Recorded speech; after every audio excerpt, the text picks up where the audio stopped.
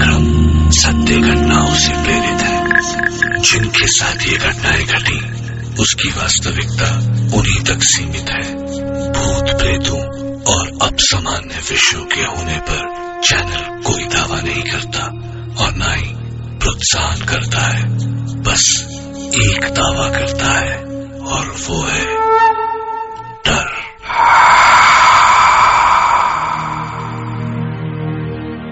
कहते हैं कल्पना हकीकत से ज्यादा बड़ी और अद्भुत होती है, लेकिन सच और सपने के बीच का फासला भी बहुत कम होता है। कई बार हमारे साथ घटी घटनाएं हमारे लिए तो हकीकत होती हैं, पर औरों के लिए कोरी कल्पना। मैं डॉक्टर नागर, पेशे से मनोवैज्ञानिक और पैशन से ह्यूमन माइंड का फैन, हर रात आपके पास लेकर आऊंगा मुझसे मिले कुछ लोगों की आप बीती, कुछ घटनाएं, कुछ किस्से, जिन्हें सुन के आप भी सोचने लगेंगे कि क्या वो सच था। क्या वो सच था? आज हम सुनेंगे मुंबई से अनुज जोशी की कहानी। अनुज, जो भूत प्रेतों की बातों पर विश्वास नहीं करते थे। वो रात थी 16 दिसंबर 2007 की। मैं मुंबई पुणे एक्सप्रेसवे पर तकरीबन 100 के ऊपर की स्पीड से मुंबई वापस आ रहा था। बारिश में गाड़ी तेज चलाने का मजा ही कुछ और है। पर मेरी लाइफ में आगे क्या होने वाला था मुझे उसका बिल्कुल भी अंदाजा नहीं था। मैं मस्त बारिश को चीरता हुआ गाड़ी दौड़ा रहा था कि अचानक मेरा ध्यान पेट्रोल इंडिकेटर पर गया एंड आई रियलाइज कि पेट्रोल लगभग खत्म हो चुका है। एज एक्सपेक्टेड अगले 10 सेकंड में ही गाड़ी बंद पड़ गई। Oh hell, the only way out was डब्बा लेकर पेट्रोल पंप तक जाओ और वापस आओ। तेज बारिश और 5 किलोमीटर का वॉक। उफ। खैर, डब्बा लेकर बाहर बारिश में निकला।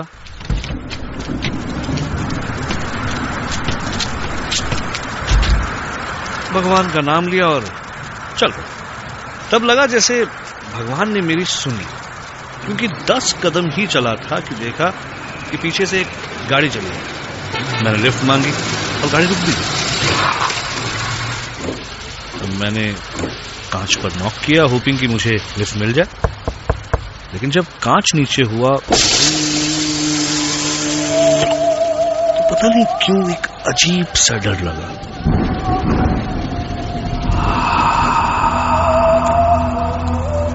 अंदर झांक के देखा तो सिर्फ एक बूढ़ा आदमी गाड़ी चला रहा था। नीला सूट, नीली हैट और बड़ी बड़ी आंखें। हेलो, मैंने कहा। वो आदमी मेरी तरफ मुड़ा और मुस्कुराया, लेकिन वो मुस्कान बहुत अजीब सी थी, ऑलमोस्ट क्रीपी। और तब उसने अपना मुंह खोला और उस आदमी की आवाज सुनकर ऐसा लगा मानो किसी ने मेरी पीठ पर बर्फ डाल दिया। उसने कहा, हेलो। सच, एक बार मन में आया कि तुरंत यहां से भाग जाऊं, पर मैंने अपने आप को संभाला और कहा, सर लिफ्ट मिलेगी? मुझे आगे 5 किलोमीटर तक जाना है, एक पेट्रोल पंप तक। उस आदमी ने अपनी उसी ही पतली और अजीब सी आवाज में जवाब दिया, जरूर आओ, बैठो। Thank you sir. मैंने एक लंबी सांस ली और गाड़ी में बैठ गया। कई बार कैसे होता है ना, वो कुछ करते ही मन से आवाज आती है कि गलत किया बॉस, गलत किया।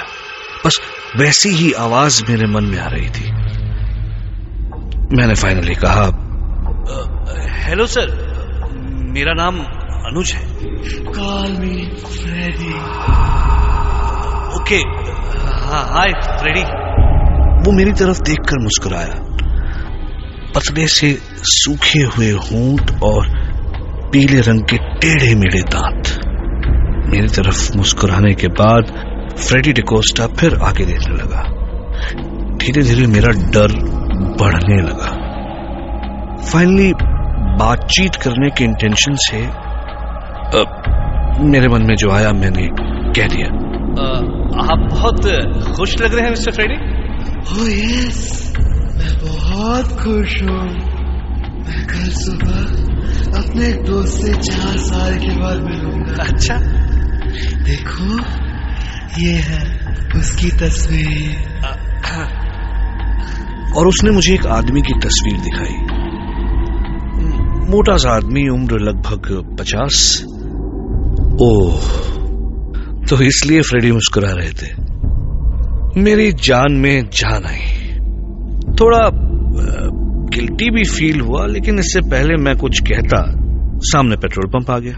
मैंने फाइनली फ्रेडी से कहा, एक बार फिर से thank you sir. Oh sorry Freddy. That is all right. अगर तुम्हें कभी भी मुझसे बात करनी हो तो you can call me. और मेरे हाँ या ना कहने से पहले ही उसने अपनी जेब से कुछ कागजों का बंडल निकाला। काफी पुराने कागज थे वो, और उनमें से उसने एक कागज का कोना फाड़ा और उसमें लिखा फ्रेडी डिकोस्टा और अपना टेलीफोन नंबर और बैंड्रा वेस्ट का अपना एड्रेस।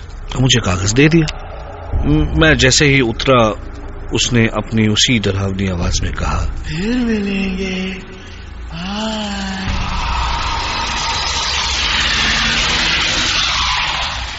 और तुरंत कार निकल गई। मैं उसके तुरंत बाद अपने कपड़ों को बचाते हुए पेट्रोल पंप में घुसा। वहां खड़े पेट्रोल अटेंडेंट ने मुझे देखकर पूछा, क्या साहब आपकी गाड़ी बंद पड़ गई है क्या? हाँ यार, तो अच्छा हुआ कि लिफ्ट मिल गई। लिफ्ट? काय का लिफ्ट साहब, आप कितने दूर से चलते आ रहे? सही मायने में मुझे अब डर लग रहा था। भाई मैं पेट्रोल पंप के सामने एक गाड़ी से उतरता हूं और पेट्रोल पंप के अटेंडेंट को दिखाई नहीं देता। ये बात बहुत अजीब थी। मैं जैसे तैसे अपनी गाड़ी तक पहुंचा और गाड़ी चलाते हुए फाइनली घर आ गया। अगले दिन सुबह उठकर ऐसे लगा मानो कि सब कुछ सपना था। लेकिन मॉर्निंग न्यूज में कुछ देखा तो सब कुछ याद आ गया। एक प्लेन क्रैश की न्यूज टीवी पर आ रही थी। मरने वालों की फोटोग्राफ्स दिखाई जा रही थी और उसमें से एक मरने वाली की तस्वीर थी। मैं तुरंत पहचान गया उसे। मुझे बहुत बुरा लगा। अरे ये आदमी तो वही है जिससे फ्रेडी डिकोस्टा 4 साल बाद मिलने वाला था। मैंने तुरंत वो कागज ढूंढा और उस नंबर पर कॉल किया। एक औरत ने फोन उठाया और मैंने कहा कि फ्रेडी डिकोस्टा से बात कर सकता हूँ। तो उस औरत ने गुस्से में कहा, What nonsense? क्या मजाक है ये? और फोन रख दिया। मुझे बड़ा अजीब लगा। मैंने फिर से कॉल लगाया। हेलो, अपनी मालकिन या मालिक को फोन दीजिए। और ये कोई बात करने का तरीका है? सामने से औरत ने मुझसे भी ज्यादा गुस्से में कहा, Do you know? आप मेरे हस्बैंड फ्रेडी डिकोस्टा के बारे में बात कर रहे हैं, जिन्हें मरे 4 साल हो चुके हैं। मुझे अचानक ऐसे लगा जैसे मैं अपनी सीट के अंदर ही धंसता जा रहा हूं। कुछ समझ नहीं आया। गला सूख गया। कल रात जो मुझे मिला, कहीं वो फ्रेडी का। अब सिर्फ एक ही चारा बाकी था कि मैं उसकी बीवी से जाकर मिलूं।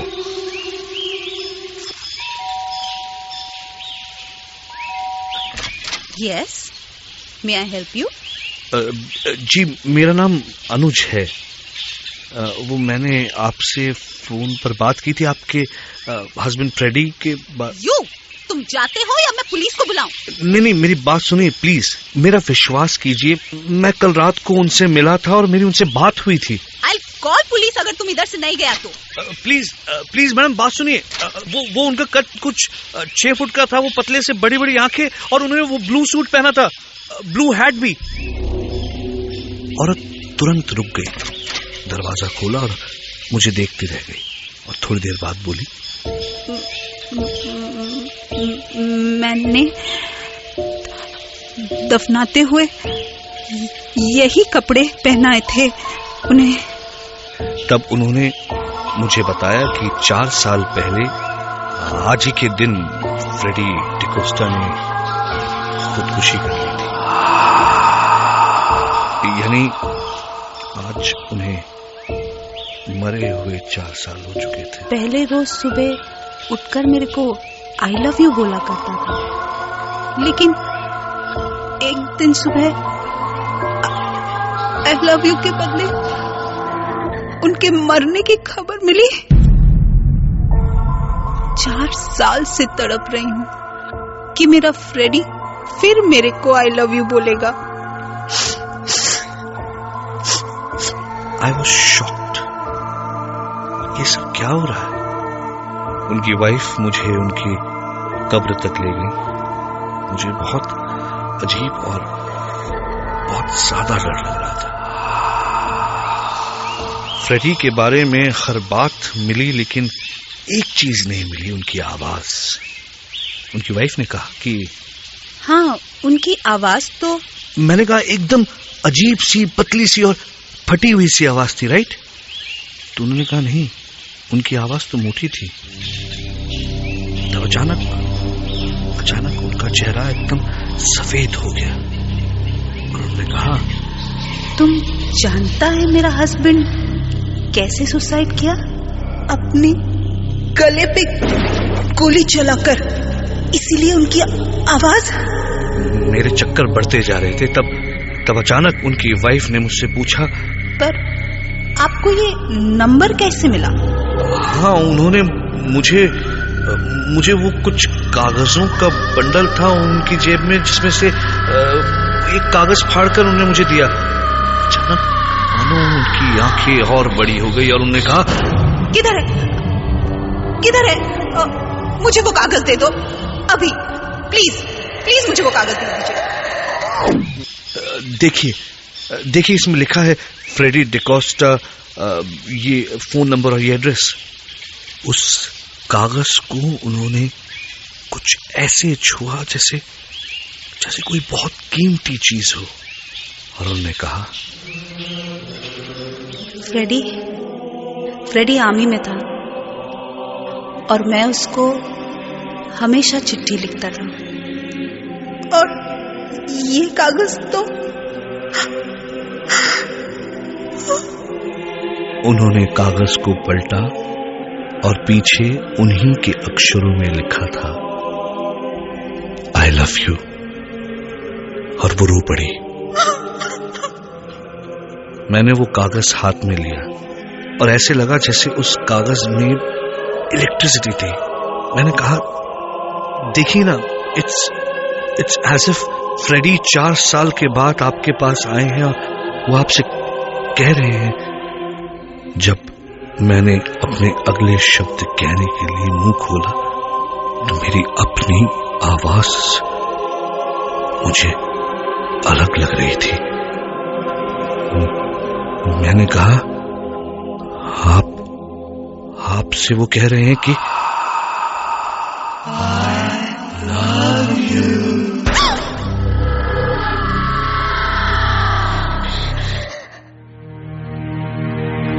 हमारी चेतना पर किसी का जोर नहीं है। सपनों को तो आप बुलाते नहीं हैं, लेकिन वो फिर भी आते। इसी तरह जिंदगी में कुछ पड़ाव भी बिना बुलाए चले आते हैं। क्या सच में फ्रेडी डिकोस्टा मरने के बाद भी अनुज से मिले? अगर नहीं तो उसके पास वो कागज कहां से आया? क्या सच में मरने के बाद उनकी आवाज बदल गई थी? और क्या सच में उन्होंने अनुज के जरिए अपने प्यार का इजहार किया? कुछ बातें हमें खुली आंखों से नहीं, खुले मन से दिखती हैं। ऐसे में दिमाग तो सन्न रह जाता है और मन में सिर्फ एक सवाल दे जाता है,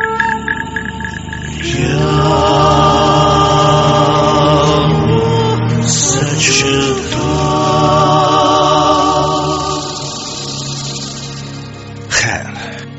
डॉक्टर नागर। कल रात आपसे फिर मिलूंगा एक नई सच्ची घटना के साथ। फिर मिलेंगे। बाय।